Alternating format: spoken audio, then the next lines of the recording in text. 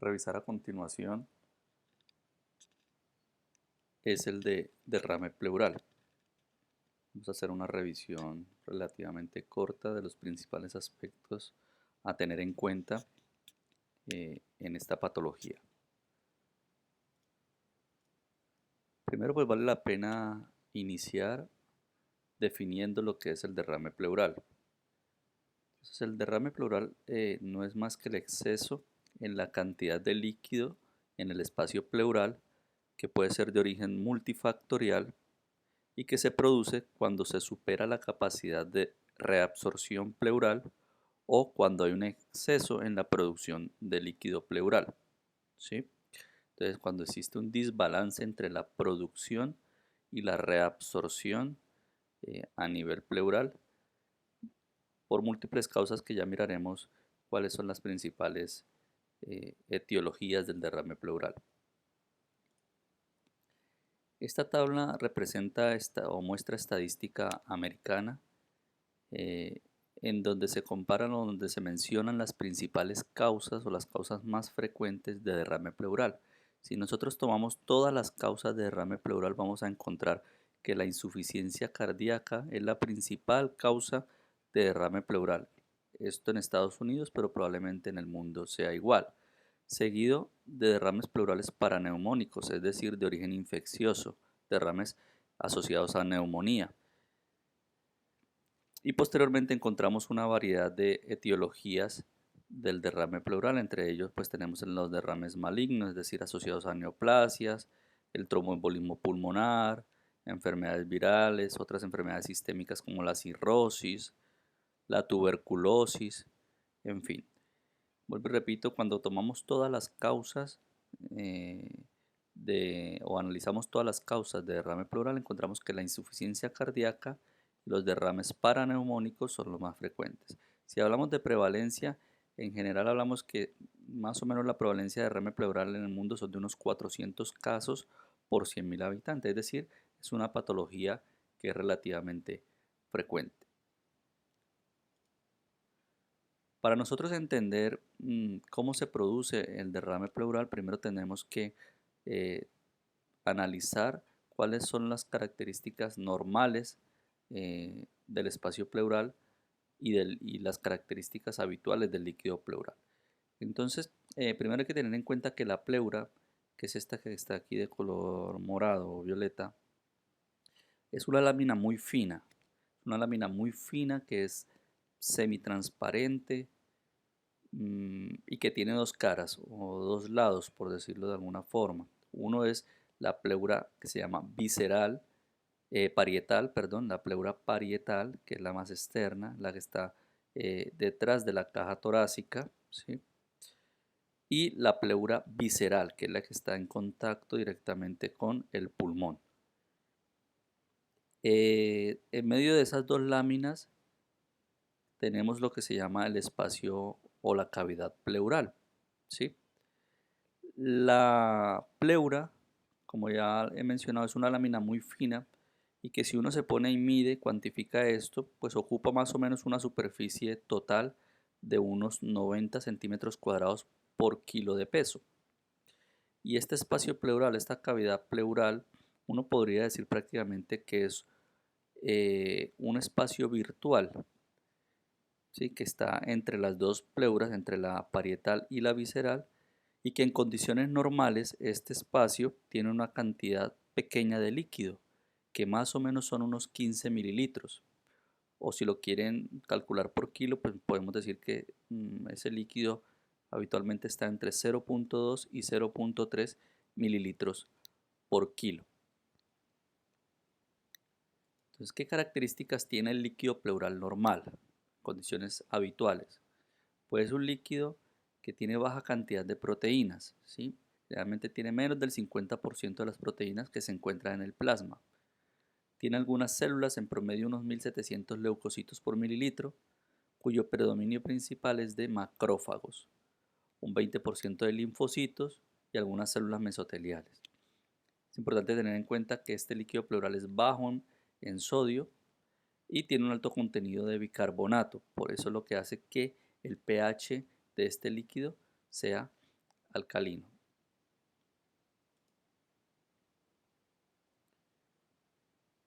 ¿Cómo se produce el líquido pleural habitualmente? Entonces, este líquido pleural se produce, asumiendo que esta es la pleura parietal y que aquí tenemos la pleura visceral. El líquido pleural se produce por una filtración desde la circulación sistémica al espacio pleural, que es este, ¿sí? Esto ocurre pues a través de la pleura parietal principalmente. Entonces, asumiendo que aquí están los capilares, ahora lo miraremos en otra imagen más adelante. Si asumiendo que este es el capilar, un ultrafiltrado de la sangre o del plasma eh, pasa a través de la pleura parietal hacia el espacio pleural y se reabsorbe ese líquido a través de el drenaje linfático. Drenaje linfático que está en varias localizaciones, ¿sí? Unos a nivel de los ganglios costales y otros sobre la base del diafragma, que a través de ellos es que se logra el drenaje o la reabsorción del líquido pleural. La pleura, hemos mencionado aquí que esto ocurre a través de la pleura parietal. ¿Por qué? Porque la pleura visceral generalmente es poco permeable al líquido. Solo en algunos casos, por ejemplo, como en el edema agudo de pulmón, que se incrementa de forma significativa la presión hidrostática a nivel de esos capilares, en esos casos sí puede ocurrir un mayor paso de líquido a través de la pleura visceral hacia el espacio, eh, hacia la cavidad pleural. Pero por lo general ocurre desde el capilar a través de la pleura parietal. Aquí lo vemos un poco mejor en esta imagen. Entonces, teniendo en cuenta que este es el espacio pleural y que esta es la pleura parietal y esta es la pleura visceral, si nosotros comparamos las presiones, aquí en las capilares de la pleura parietal, la presión hidrostática está en torno a 30 centímetros de agua, mientras que en los capilares de la pleura visceral está esa presión hidrostática en torno a 24 centímetros de agua. Entonces es mayor la presión hidrostática a nivel de los capilares de la pleura parietal. Y a nivel del espacio pleural, esa presión hidrostática es baja, es de menos 5 centímetros de agua. Por tanto, el paso de líquido ocurre principalmente, como ya lo había mencionado, desde el capilar a través de la pleura parietal hacia el espacio pleural. Así es que se produce el líquido. ¿Cómo se reabsorbe? Entonces igual, si comparamos a nivel de los ganglios linfáticos de la pleura parietal, tenemos una presión oncótica de más o menos 34 centímetros de agua, mientras que la presión oncótica en la pleura visceral es equivalente. Por tanto, y si tenemos en cuenta la presión oncótica en el espacio pleural, que es de 5 centímetros de agua, pues por tanto esto nos permitirá entender que la reabsorción depende básicamente de esa diferencia de presión oncótica entre el espacio pleural y los ganglios linfáticos, tanto en la pleura parietal como en la pleura visceral. Por tanto, la reabsorción ocurre a ambos lados de la pleura, mediado por las diferencias de presión oncótica. Entonces, resumiendo, el paso del líquido o la producción del líquido se lleva a cabo desde o se produce desde el capilar de la pleura parietal hacia el espacio pleural y se reabsorbe en los ganglios linfáticos tanto de la pleura parietal como de la pleura visceral. Si ustedes lo quieren ver de otra forma, pues aquí está solo en números. La pleura parietal tiene una presión hidrostática mayor que la pleura visceral, ¿sí? Por eso se produce el paso principalmente de aquí para acá. Y la presión oncótica, como es igual en ambas pleuras, entonces esto produce que la reabsorción del líquido ocurra por igual tanto en la pleura parietal como en la pleura visceral. Entonces, en condiciones normales ya hemos mencionado que el líquido pleural es escaso, que hay unos 15 mililitros de líquido pleural y que se mantiene en equilibrio gracias al ultrafiltrado del plasma mediado por la presión hidrostática y a la reabsorción que ocurre en los linfáticos mediado por la presión oncótica. Cuando tenemos un incremento de la presión hidrostática, como ocurre por ejemplo en la insuficiencia cardíaca, este incremento en la presión hidrostática incrementa el paso de líquido desde el capilar hacia la cavidad pleural. Pero como es un incremento solo de la presión hidrostática, pues solo pasa líquido, debido a que la pared del capilar se mantiene intacta, ¿sí? Entonces pasa líquido, pero tenemos un líquido bajo en proteínas y bajo en células, que es lo que se denomina clásicamente como trasudado, porque tenemos un incremento en la presión hidrostática con una pared capilar íntegra y con una presión hidrostática que puede estar disminuida o normal. En el exudado, ¿qué pasa? Cuando tenemos nosotros un proceso inflamatorio, por ejemplo una neumonía, una sepsis, los mediadores inflamatorios producen una alteración en la pared del capilar, ¿sí? Y aunque tenemos una presión hidrostática y una presión oncótica normales, esa alteración en la permeabilidad o en la integridad de las células endoteliales permite el paso de líquido, y no solo de líquido, sino que además de proteínas y células hacia el espacio pleural, y esto es lo que se conoce como un exudado, es decir, un líquido rico en proteínas y en células.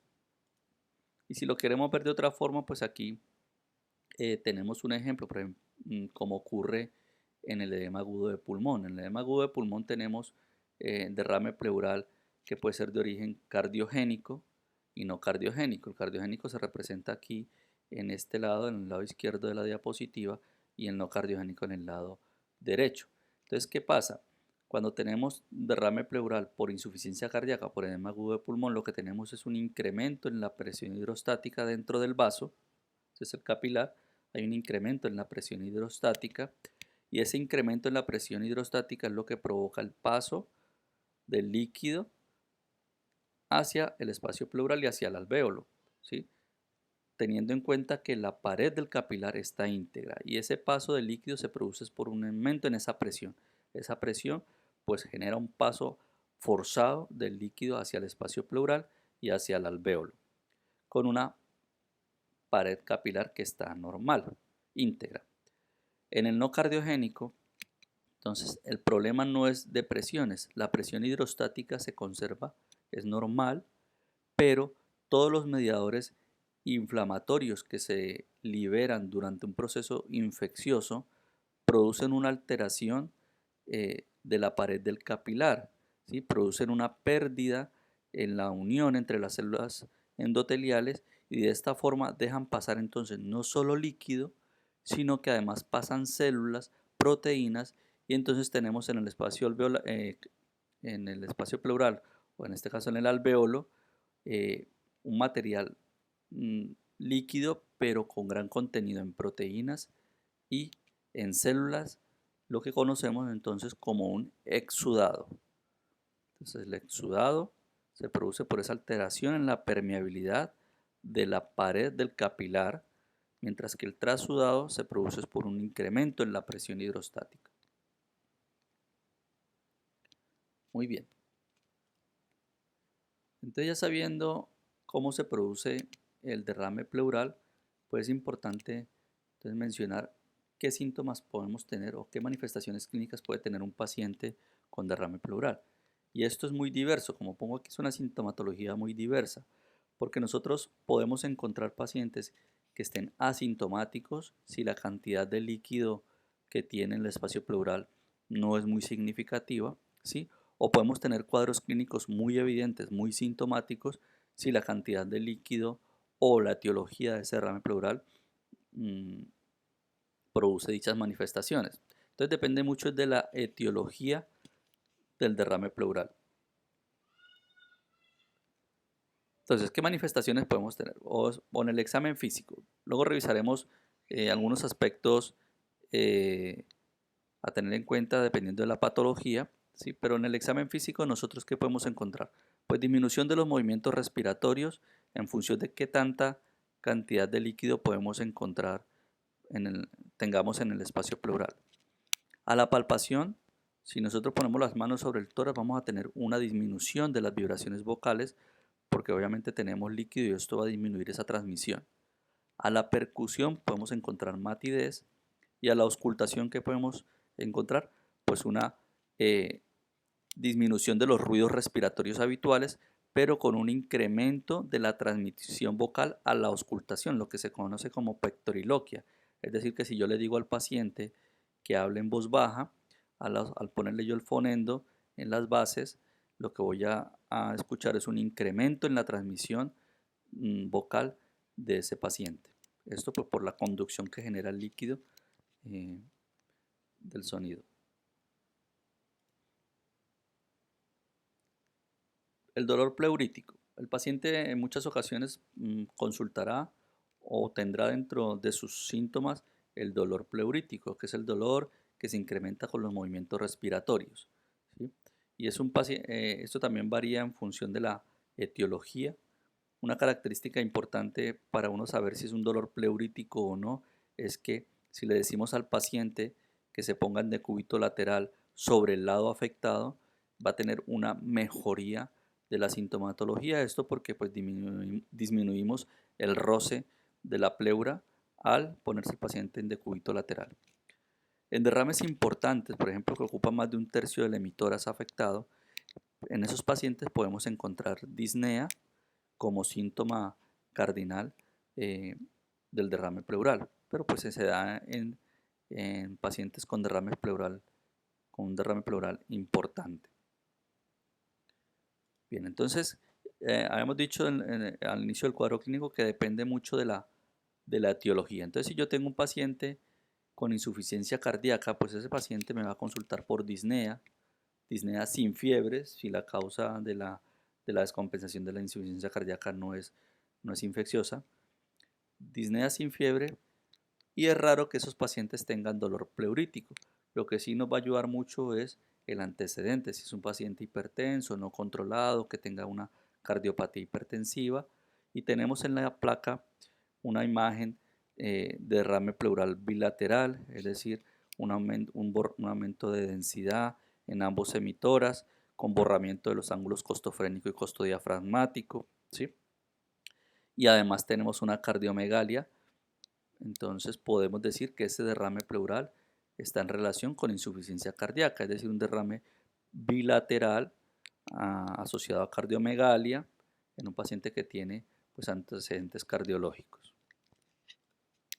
Por el contrario, si tenemos un paciente que no tiene antecedentes cardiovasculares, pero consulta por disnea, por fiebre, por dolor torácico de características pleuríticas, es decir, que empeora con los movimientos respiratorios, y le hacemos una radiografía de tórax y encontramos que tiene un infiltrado, por ejemplo en este, como está aquí, paracardíaco izquierdo, con un borramiento de los ángulos costofrénico y costodiafragmático, pues el paciente muy probablemente tenga una neumonía y los síntomas varían respecto al cuadro clínico anterior de la insuficiencia cardíaca. Aquí tenemos disnea, que también puede tener la insuficiencia cardíaca, pero tenemos fiebre, que no está en la insuficiencia cardíaca, y dolor pleurítico, que normalmente no está en la insuficiencia cardíaca.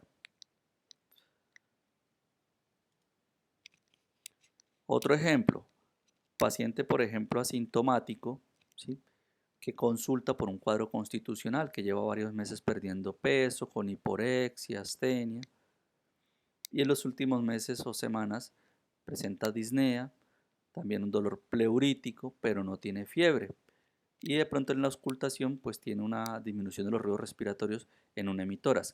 Si nosotros le hacemos la radiografía, encontramos un derrame pleural o un aumento de densidad, una opacidad basal derecha, ¿sí?, cóncavo, unilateral, en un paciente sin fiebre, sin antecedentes cardiológicos y con este cuadro constitucional, pues muy probablemente esto sea un derrame pleural maligno. Entonces ya vamos viendo cómo la sintomatología varía mucho, el cuadro clínico varía mucho en función de la etiología del derrame pleural. Encontramos en la insuficiencia cardíaca un derrame pleural bilateral, en pacientes con antecedentes cardiológicos. Podemos encontrar un derrame pleural unilateral en pacientes con cuadro infeccioso, entonces que van a consultar por fiebre, disnea y dolor pleurítico. Y podemos también encontrar un derrame pleural unilateral en pacientes sin sintomatología cardiológica y sin sintomatología infecciosa. En ese caso tendríamos que descartar siempre pues, que no sea un derrame pleural maligno o una tuberculosis, por ejemplo. Entonces las causas de derrame pleural son múltiples, nos podemos dividir en trasudado y en exudado. En trasudado ya hemos mencionado la insuficiencia cardíaca, pues digamos es el ejemplo más claro. La cirrosis también podría producir un trasudado, algunas nefropatías y pues algunas patologías como el tromboembolismo pulmonar, la sarcoidosis, ¿sí? Podrían producir trasudado. Como causa de exudado, lo típico tenemos las infecciones, entonces infecciones bacterianas, una neumonía que produzca un derrame pleural paraneumónico, la tuberculosis, bueno, en general, infecciones, procesos infecciosos, o las neoplasias que afecten directamente a la pleura, pueden producir un derrame pleural de características de exudado. Entonces, para que ustedes se hagan más o menos una idea, entonces, las patologías que tienen una afectación sistémica generalmente producen trasudado y las patologías que afectan de forma localizada la pleura o el pulmón, pues producen más exudado. Sin embargo, aquí ustedes ven un número de patologías que producen una alteración mixta, pueden ser trasudados o exudados. Y aquí está, por ejemplo, el tromboembolismo pulmonar, que puede dar o exudado, en el caso, por ejemplo, de que produzca una necrosis, un infarto pulmonar, ahí podría darnos un exudado porque genera una reacción inflamatoria. Si no se produce ese infarto pulmonar, pues solamente va a haber un incremento en la presión pulmonar y en ese caso nos daría es un trasudado. Las enfermedades autoinmunes generalmente producen pleuritis, producen una inflamación, un proceso inflamatorio a nivel de la pleura y esto pues lo más habitual es que produzcan un exudado. Pero pues como menciono pues digamos no hay una regla exacta para decir tal patología puede producir solo trasudado y tal patología puede producir solo trasudado o exudado. Lo más típico sí es que el trasudado se deba a insuficiencia cardíaca, por ejemplo, y que el exudado se deba a infecciones. Pero de resto hay que analizar el líquido para saber exactamente si es un trasudado o un exudado. Y para esto pues están los típicos criterios de Light, ¿no? Los criterios de Light incluyen tres parámetros, que básicamente es analizar las proteínas y la lactato deshidrogenasa en el líquido pleural y en la sangre. Entonces, si tenemos una relación de proteínas en el líquido pleural sobre las proteínas en el plasma, en el suero, y esta relación o este cociente nos da más de 0.5, o si tenemos una LDH en el líquido pleural sobre la LDH en el plasma y esto nos da más de 0.6,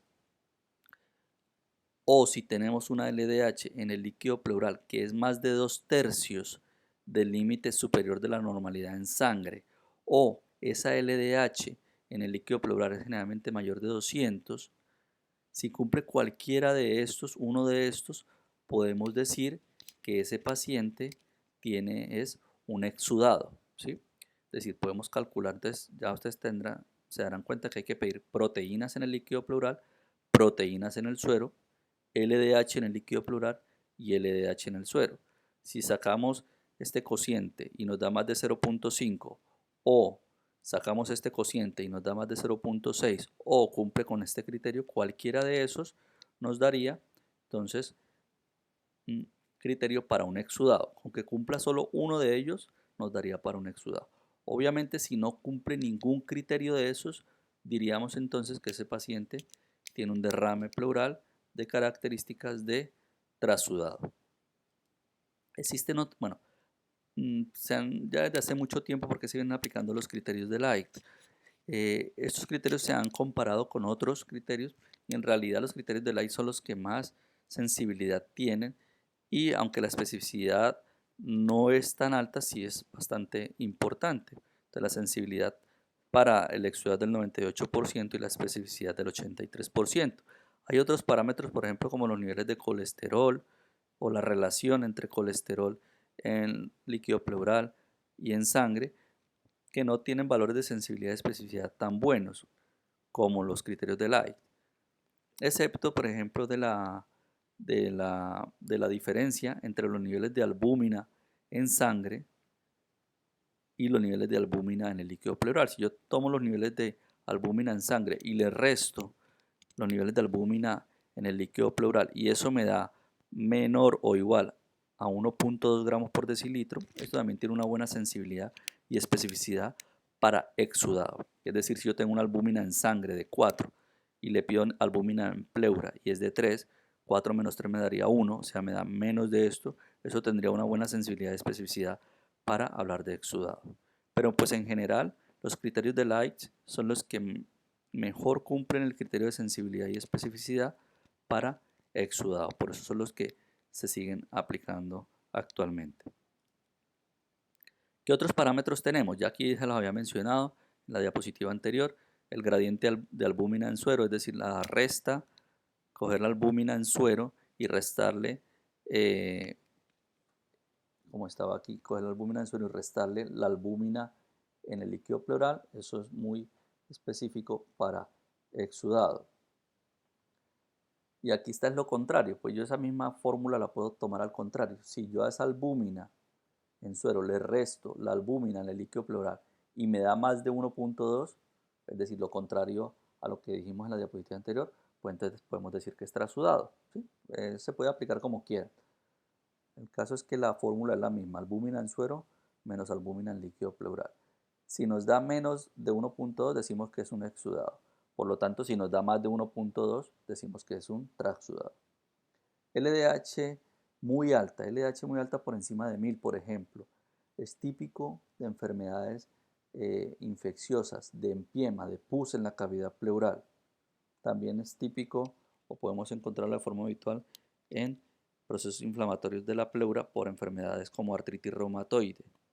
Niveles altos de triglicéridos en el líquido pleural se asocia mucho al quilotórax, es decir, esto se da en pacientes que han tenido traumatismos o por ejemplo que han sido operados a nivel del cuello o en el tórax o en pacientes oncológicos en los que el espacio pleural se llena de linfa y eso pues es rico en contenido en triglicéridos.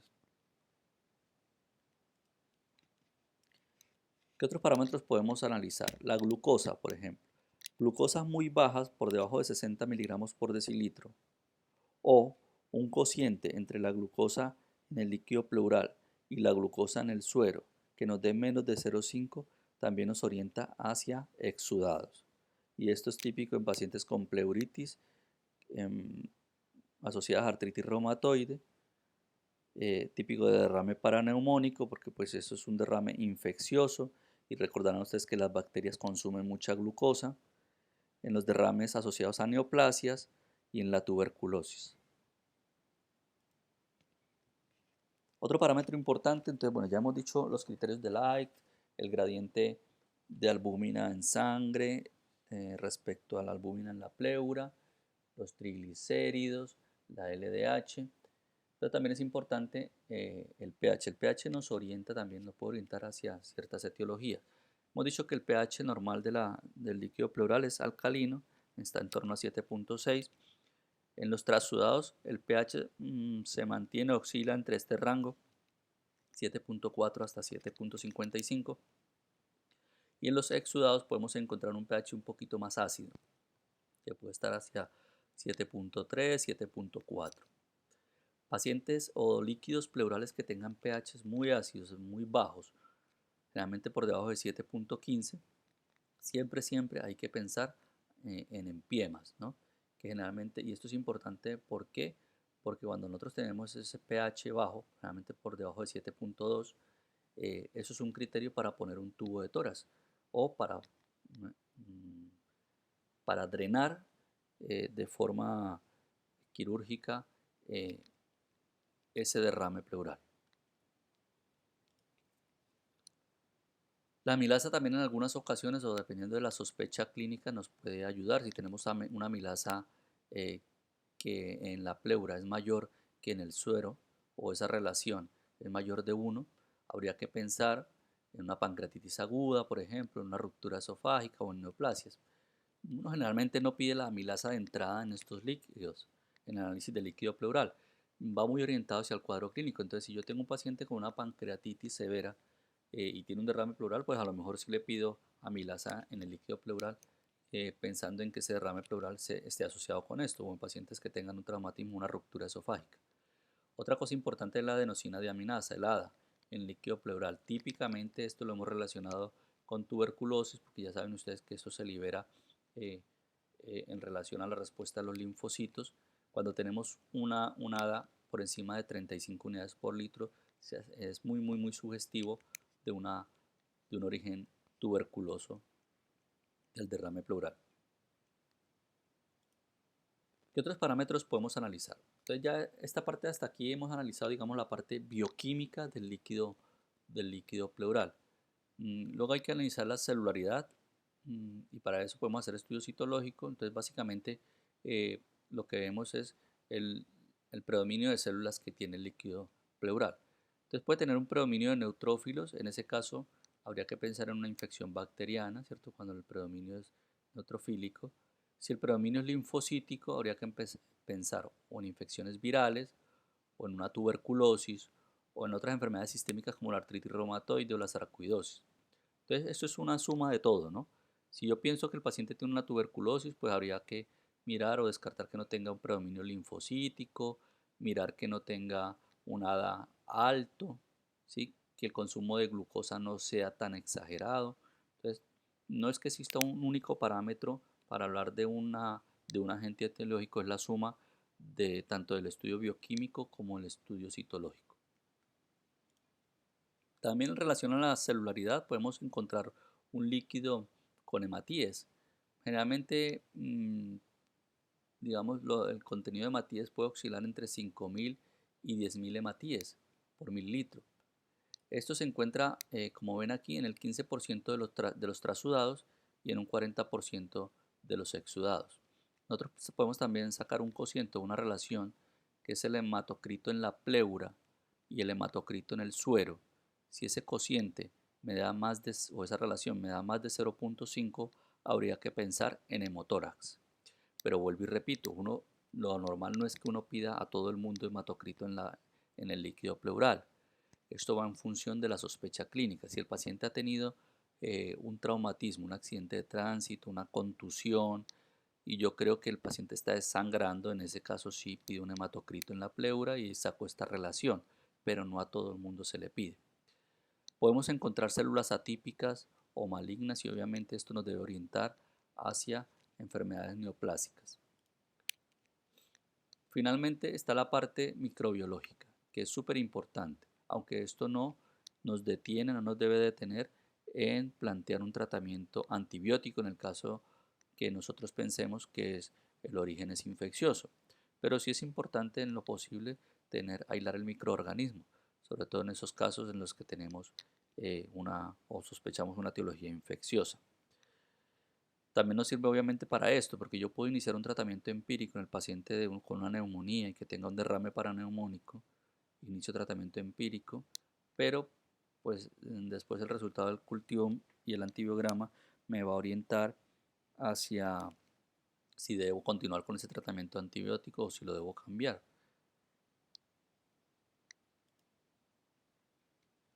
Hay otros parámetros que tienen menos rentabilidad y son los marcadores tumorales. En algunos sitios tienen costumbre de solicitar marcadores tumorales, sin embargo, estos tienen muy baja sensibilidad, como ven aquí es menor del 20%. Obviamente si me sale positivo, eso es muy específico, pero la sensibilidad es muy baja, entonces la rentabilidad no es buena de estos parámetros. Por ejemplo, el CA125, el CA15, sobre todo el CA125 se eleva también en insuficiencia cardíaca, por ejemplo, ¿sí? Eh, todo lo que me produzca aumento de presiones a nivel de cavidad me va a elevar el CA125. El cifra, por ejemplo, que es un marcador para, para cáncer de pulmón, también tiene una baja rentabilidad, pero obviamente si yo lo encuentro, si lo detecto en el líquido pleural, pues muy probablemente eso sea específico para cáncer de pulmón. Pero la idea principal es que no hay que pedirlo, no tienen mucha rentabilidad, no es no tiene un buen costo-beneficio en el estudio del líquido pleural. Bueno, ¿qué otros estudios podemos realizar o debemos realizar en un paciente que tiene derrame pleural? La radiografía de tórax, súper importante porque pues uno clínicamente lo sospecha, por la auscultación lo puede sospechar, pero pues hay que confirmarlo con una prueba de imagen. La radiografía de tórax detecta derrames pleurales cuando la cantidad de líquido acumulado está por encima de 75 mililitros.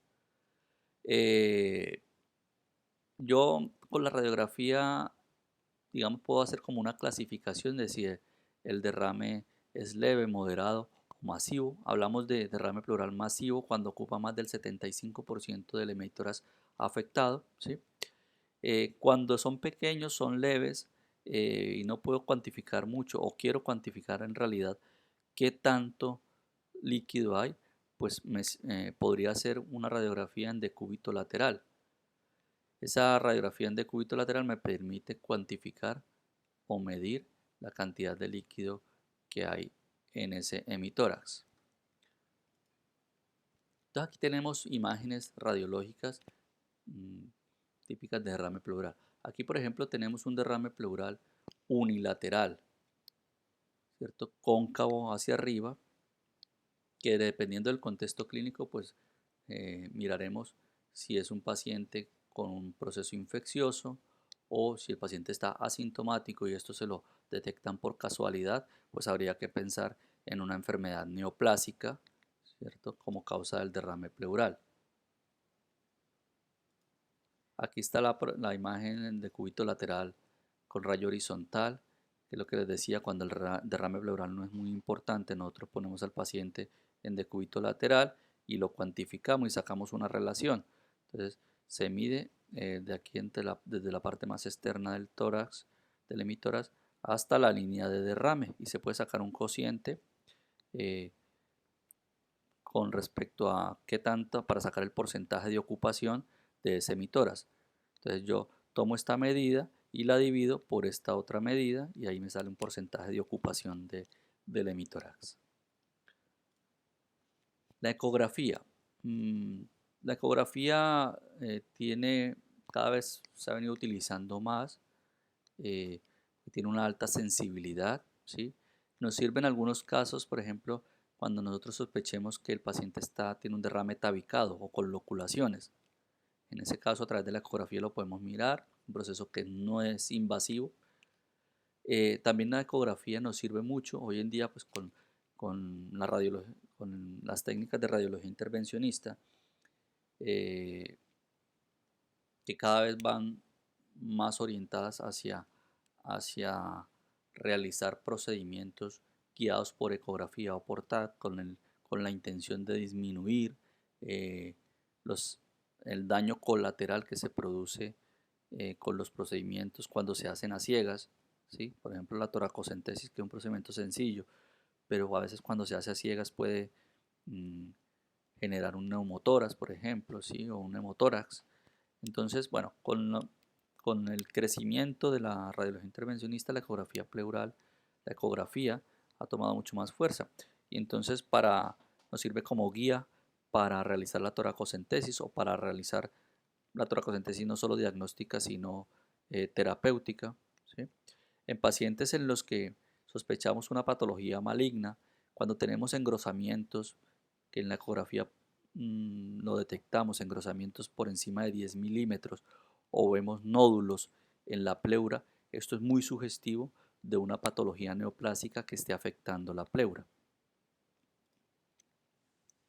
El TAC de tórax, pues obviamente es mucho más específico, nos permite ver con más detalle las alteraciones, si el derrame está loculado, tabicado, pero también nos sirve para diagnósticos diferenciales, porque yo puedo tener un derrame pleural en un paciente que no tenga muchos síntomas y le hago un TAC de tórax, si ese TAC de tórax es con contraste, un angioTAC de tórax, y aparte el derrame pleural, obviamente si veo trombos en la circulación pulmonar, pues eso me aclara el diagnóstico, me aclararía que el derrame pleural puede estar asociado al tromboembolismo pulmonar, o también me ayudaría a detectar masas, tumores sólidos que me orienten hacia la etiología de ese derrame pleural. Pero pues en términos generales, si es solo para detectar derrame pleural, esto no es superior a la ecografía, como lo pongo aquí. Sí nos sirve para diagnósticos diferenciales y para complementar en aquellos pacientes en los que el diagnóstico no está claro. Bien, entonces yo ya tengo el paciente diagnosticado, ¿sí?, con derrames, tiene el cuadro clínico. Desde el punto de vista de examen físico ya lo he detectado y lo he confirmado con una radiografía de tórax o con la eco, con el TAC, con lo que tengamos. Desde el siguiente paso que debemos hacer es analizar ese líquido, ¿cierto? Y para eso tenemos que hacer lo que se llama una toracocentesis diagnóstica. Entonces yo debo realizar una toracocentesis diagnóstica, como lo pongo aquí, en todos los casos de pacientes con derrame pleural, excepto en donde yo tenga claro que ese derrame pleural tiene una patología típica que me produce un trasudado. Es decir, si yo tengo un paciente que va por disnea, ortopnea, disnea paroxística nocturna, edema de miembros inferiores y tiene una placa con derrame pleural bilateral, pues obviamente yo tengo que pensar, y es lo más obvio, que ese derrame pleural es por insuficiencia cardíaca. En ese caso, sabemos que es secundario a eso, que será un trasudado, y obviamente a ese paciente no habrá que hacerle una toracocentesis para eso, porque el tratamiento va a ser tratar la insuficiencia cardíaca. Para hacer una toracocentesis diagnóstica sí es importante que la cantidad de líquido sea lo suficiente como para que yo pueda tomar la muestra. Y generalmente es que tenga más de 1 centímetro, más de 10 milímetros en la radiografía de tórax en decúbito lateral, en esta que les mostré. Entonces, si yo tengo dudas en qué cantidad de líquido tiene, pues hago la decúbito lateral, y si tiene más de 10 milímetros, pues eso es líquido suficiente para hacer la toracocentesis. ¿Cómo se hace la toracocentesis? Y esto es importante tenerlo en cuenta, es un procedimiento muy sencillo, aunque vuelvo y repito, hoy en día lo ideal es que esto lo haga el radiólogo intervencionista, guiado por ecografía, para tratar de disminuir los efectos secundarios al procedimiento, la iatrogenia. ¿Listo? En caso que no cuenten con el servicio de radiología intervencionista, pues es muy sencillo. Al paciente se le pide que se apoye sobre una superficie un poquito alta, esto con el fin, y apoya los brazos con el fin de sacar las escápulas, ¿cierto? Liberar las escápulas y que quede el espacio pleural expuesto. Obviamente se hace una técnica de asepsia, ¿sí? Y se entra con una jeringa de 20 o de 50 en función de la cantidad de líquido que yo quiera sacar, y lo que se va es introduciendo. Aquí se puede aplicar anestesia local. Hay algunos que prefieren no aplicar anestesia local para evitar una punción. Y lo que se va es introduciendo la aguja, y a medida que se va introduciendo la aguja se va aspirando hasta que salga líquido. Una vez que sale líquido ya no seguimos introduciendo la aguja, sino simplemente vamos aspirando. Aquí está la misma imagen, pero aquí simplemente lo que les quiero mostrar es que hay que tener en cuenta, para hacer la toracocentesis, tener en cuenta por dónde va el paquete vasculonervioso. Ustedes recordarán que ese paquete vasculonervioso va por la parte inferior de la costilla. Por tanto, si yo voy a hacer la toracocentesis, debo tener en cuenta de hacerlo por encima de la costilla, pero retirado de la parte inferior de la costilla que está por encima, ¿sí?, para no tocar el paquete vasculonervioso. Pero como digo, estos procedimientos, la tendencia, bueno, hace mucho rato en nuestro país, no todos los hospitales y clínicas cuentan con radiología intervencionista, pero esa es la tendencia, y lo ideal es que lo haga un radiólogo intervencionista guiado por ecografía. Muy bien, entonces ya tenemos diagnosticado el derrame pleural por clínica y por radiología. Solicitamos ese estudio de líquido pleural mediante la toracocentesis, y en función de los resultados, ya hemos dicho, si tienen predominio neutrofílico, pensar pues en origen bacteriano, aunque ya de entrada lo tendríamos que haber pensado, ¿cierto? Si tiene predominio linfocítico y un ADA muy alto, pues pensar en una patología tuberculosa. O si tiene un predominio linfocítico y el paciente tiene una ADA normal, pues también pensar en una patología tumoral como causa del derrame pleural. Es decir, hay que analizarlo en función del cuadro clínico y de los resultados de laboratorio. Una vez que ya lo tenemos diagnosticado, pues hay que tratarlo. Entonces, el tratamiento también va orientado a la etiología del derrame pleural. Los trasudados no necesitan un manejo específico del derrame, lo que se debe manejar es la patología de base. Entonces, si yo tengo el paciente con insuficiencia cardíaca, pues debo tratar la insuficiencia cardíaca y eso va a lograr o lograría en teoría que se resuelva el derrame pleural. Lo mismo si es un paciente con una cirrosis que esté descompensada, pues lo que hay que tratar la cirrosis, ¿no? Y no un manejo específico del derrame pleural, sino de la patología de base. Que en ese caso, si es insuficiencia cardíaca o una cirrosis con una descompensación hidrópica o ascítica, como lo quieran llamar, pues el tratamiento va a ser con diurético intravenoso y ese tratamiento no es específico para el derrame, sino para la patología de base. ¿Quiénes sí merecen un tratamiento específico del derrame? Pues los derrames que son exudados. Entonces, como hemos dicho que las principales causas de exudado pues son los paraneumónicos, es decir, los derrames que están asociados a una neumonía. El tratamiento en este caso pues es el de la neumonía, entonces tratamiento antibiótico, el que hayamos decidido ponerle en función de los factores de riesgo, de la clínica y del hallazgo microbiológico. Y lo que es más importante en esto de los derrames paraneumónicos, aparte del tratamiento antibiótico, es definir si ese derrame necesita drenaje o no. Y para eso hay unas indicaciones, que ahora las miraremos. Lo otro es, si tengo un exudado que es de etiología neoplásica, pues el tratamiento va a ser el manejo oncológico, ¿no? O sea, darle la quimio, la radioterapia que necesite. Y si ese derrame es muy sintomático, le produce muchos síntomas al paciente, pues habría que valorar la posibilidad de drenarlo para mejorar los síntomas. Pero para drenarlo, solo para mejorar los síntomas, tiene que ser un derrame pleural significativo, que generalmente ocupe más del 50% del hemitórax. Entonces, en cuanto al derrame paraneumónico, aquí hay unas indicaciones de drenaje, de toracocentesis, no diagnostican, o sea, no sacar la muestrica para diagnosticarlo solo, sino evacuarlo, sacarlo para mejorar los síntomas y para mejorar los resultados del tratamiento antibiótico, lo que se llama una toracocentesis evacuadora. Entonces, ¿en qué caso lo hago?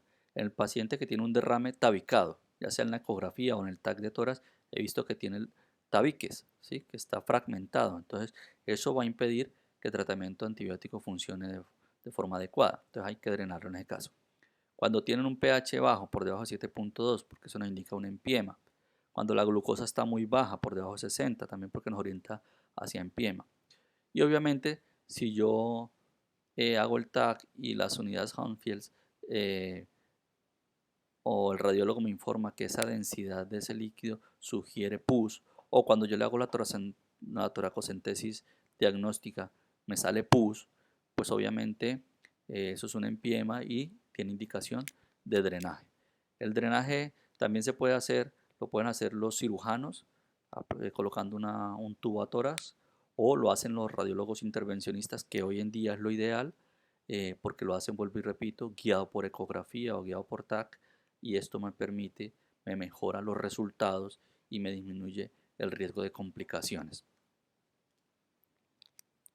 En esos derrames pleurales paraneumónicos o infecciosos que están tabicados, aparte de drenarlo, yo también se pueden utilizar unos fibrinolíticos. ¿Para qué? Para tratar de romper esos tabiques, ¿no?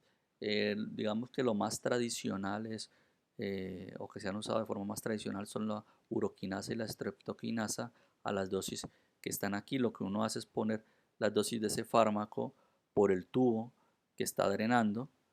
Lo que hace es, aquí está, por ejemplo, la mezcla, que son las 100.000 unidades. Uno lo diluye en 100 mililitros de solución salina, lo introduce en el tubo, tapona el tubo y lo deja ahí unas 2 horas para que este fibrinolítico entre allá a la cavidad pleural y rompa los tabiques. Lo mismo con la streptoquinasa, ¿sí? Que son 250.000 unidades. Uno lo diluye en 100 mililitros de solución salina y lo deja 1 o 2 horas.